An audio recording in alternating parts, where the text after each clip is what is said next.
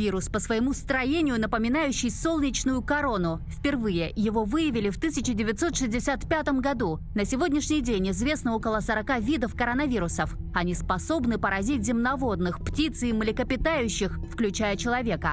Самый первый коронакризис в мире был зафиксирован в 2002 году. Так называемая атипичная пневмония – тяжелый острый респираторный синдром. Тогда в мире заболело около 8,5 тысяч человек. Следующий глобальный коронавирус появился в 2012 году на Ближнем Востоке. За 3 года он добрался до 27 стран, от Австрии до Южной Кореи. В 2019 году корона снова появилась в виде нового штамма SARS-CoV-2. Как противостоять новой инфекции и когда россияне смогут задышать полной грудью без масок? Об этом в разговоре с доцентом кафедры инфекционных болезней Российского университета дружбы народов Сергеем Леонидовичем Вознесенским. Сергей Леонидович, добрый день. Меня зовут Айсена. Я рада приветствовать вас на нашей передаче «Актуальное интервью». И задам сразу вам первый вопрос касательно коронавируса. Почти год, как коронавирус из эпидемии переквалифицировался в пандемию, и весь мир ходит в масках и в перчатках. Вот скажите, пожалуйста, что все-таки потворствует этому вирусу, почему он до сих пор существует? Откуда берутся эти вирусы? Чаще всего они передаются от других биологических видов. У научного сообщества есть такой термин реассортация. Это обмен гомологичными участками между двумя вирусами, когда они попадают в одну клетку. Такое чаще всего происходит с вирусами гриппа. И вполне вероятно, что это же произошло и в 2019 году с коронавирусом. Но суть в том, что он приспособился к биологическому виду Homo sapiens, к которому мы с вами принадлежим. И с этого момента он стал распространяться по провинциям сначала Китая, потом по странам, и в результате по континентам, в результате чего мы сейчас имеем пандемию новой коронавирусной инфекции. Что ему способствует передаче, это, как ни странно, человек. Потому что человек – общественное существо, мы все общаемся друг с другом, но помимо того, что мы делимся мыслями, эмоциями, словами, в процессе близкого общения может выделяться аэрозоль, который содержит вирусные частицы. И пока люди общаются друг с другом, пока возможна вот эта вот передача вируса от источника к восприимчивому, пока эти цепочки будут происходить, вирус будет с нами. К сожалению, это так. Около коронавируса ходят десятки мифов, например, что инфекция может передаться через вентиляционные люки, или, например, миф о том, что можно коронавирусом заразиться в пустом лифте. Как можно заразиться ковидом, если ты находишься в маске, в перчатках и соблюдаешь социальную дистанцию? У всех различных инфекционных заболеваний есть разная контагиозность. Один из самых контагиозных вирусов – это вирус кори.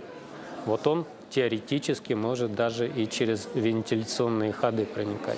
Что касается коронавирусной инфекции, то она не обладает вот настолько высокой контагиозностью.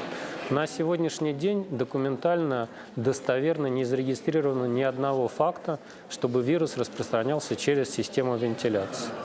Что касается лифта, то теоретически этого нельзя избежать. Если перед вами из лифта вышел человек, который распространил аэрозоль в лифте, вы зашли без средств индивидуальной респираторной защиты, то теоретически у вас есть шанс заразиться. Маска, она не защищает на 100%, какая бы она ни была. Может быть вот такая вот маска-лепесток, как на нас с вами сейчас, может быть респиратор, он все равно защищает на какую-то долю процентов. Да, может быть выше 90%, но это не специфические меры профилактики. Мы все ждем вакцины. На данный момент зарегистрировано 2 вакцины в Российской Федерации. Сейчас они проходят пострегистрационные клинические исследования. И я очень надеюсь, что в ближайшем времени в нашем обиходе появится вакцина, которая сможет наиболее радикальным образом защитить нас от этой напасти. Пока что в каждой поликлинике, в каждой больнице, в каждой аптеке вакцин у нас нет. Поэтому на сегодняшний момент уже не просьба, а рекомендация Роспотребнадзора для всех граждан обязательное ношение средств индивидуальной респираторной защиты. Это маска. Правильное ее использование, вовремя ее замена. Поэтому на сегодняшний день мы должны все сделать, что от нас зависит. Не только органы здравоохранения, либо Роспотребнадзор, но каждый из нас с вами. То есть, что мы можем сделать, чтобы не заразиться, не подцепить этот вирус? Это защитить себя и окружающих вот с помощью таких вот средств индивидуальной защиты. Только так? Первое, что мы можем сделать, это избегать массовых мероприятий. Второе, если мы все-таки выходим и контактируем с кем-то, обязательно использование средств индивидуальной респираторной защиты. Правильно одевать маску, чтобы она плотно прилегала к носогубному треугольнику. Менять ее желательно через 2 часа после ношения. Вот эти маски, они одноразовые, повторное использование недопустимо. Если легкая температурка, насморк, боль в горле, пожалуйста, не нужно верить различным рекламам, где нужно принять какую-то таблеточку, и ты будешь себя чувствовать счастливым. Оставаться дома. Оставаться дома, вызвать врача для того, чтобы исключили возможность респираторной инфекции или в данном случае новой коронавирусной инфекции. Вот это вот элементарный комплекс мероприятий, при его выполнении мы значительно сможем разгрузить нашу систему здравоохранения.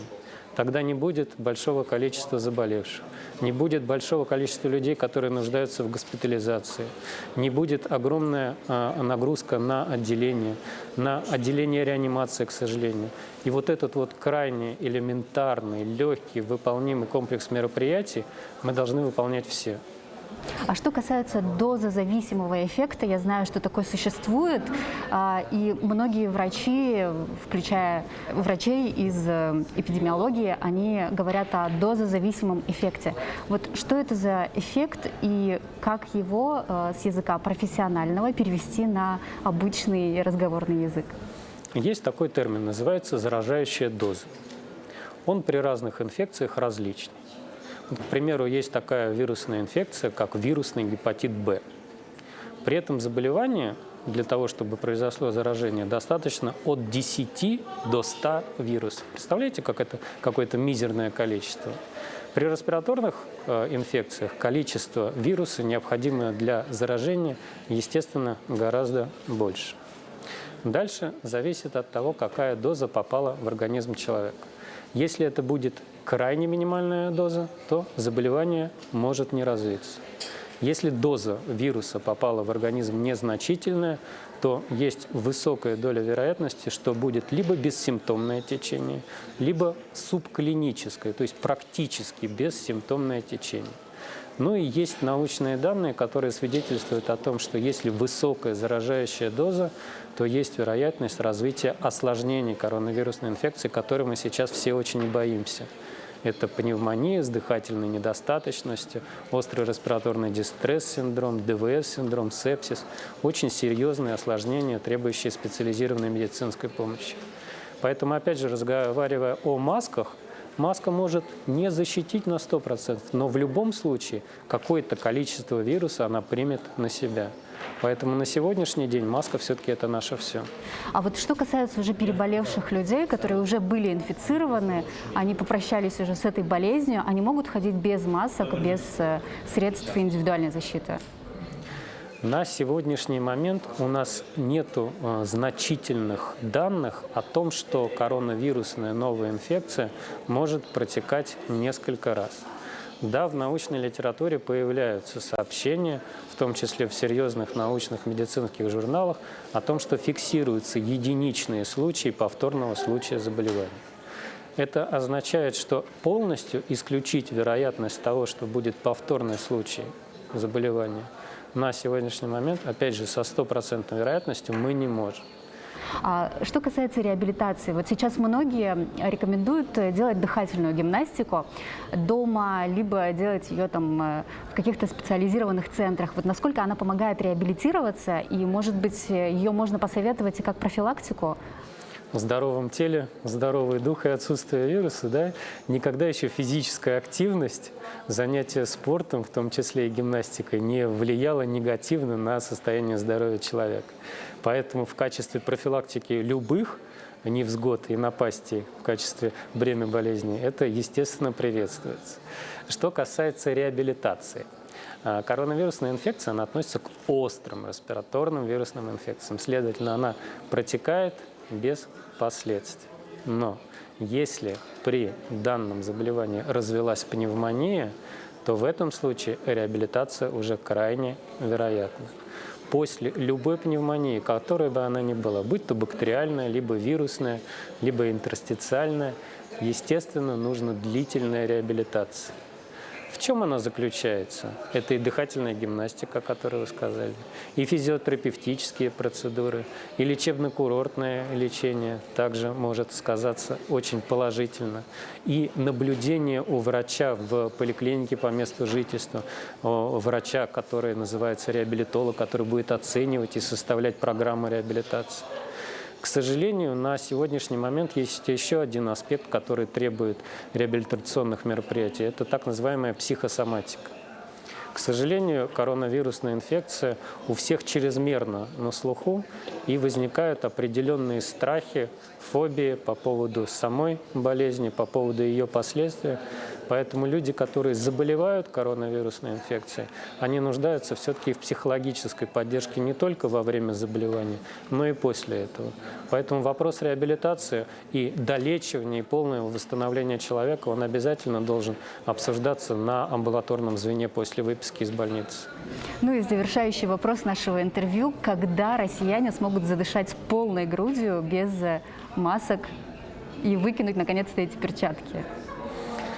Вы знаете, самое главное, о чем человек должен помнить, то, что инфекционные болезни существуют. За все время существования человечества мы смогли избавиться только от натуральной оспы. Все остальные заболевания, они есть. Они управляемы, они контролируемы, и они не являются у нас на слуху. Но о них помнят всегда профессионалы. Благодаря вот этой коронавирусной инфекции есть все-таки один положительный сдвиг. Все-таки население у нас стало информировано о том, что такое ОРВИ и как грамотно от них защищаться. Что касается данной коронавирусной инфекции, то она, скорее всего, станет управляемой после того, как будет создана и внедрена повсеместно вакцина. У нас есть много заболеваний, такие как корь, краснуха, эпидемический паротит. Мы все эти заболевания тоже не умеем этиотропно лечить. То есть у нас нет противовирусных препаратов, которые за 2 дня полностью, как при антибактериальной терапии, вылечивают человека. Но против всех этих нозологий у нас есть вакцины. И эти заболевания мы уже перевели в вакциноуправляемое состояние. Поэтому я очень надеюсь, что довольно-таки быстро закончатся пострегистрационные исследования наших 2 вакцин, а на подходе регистрации 3-й вакцины. В этом случае у нас появится очень серьезное оружие в борьбе с коронавирусной инфекцией. Спасибо вам большое за интервью. Пожалуйста.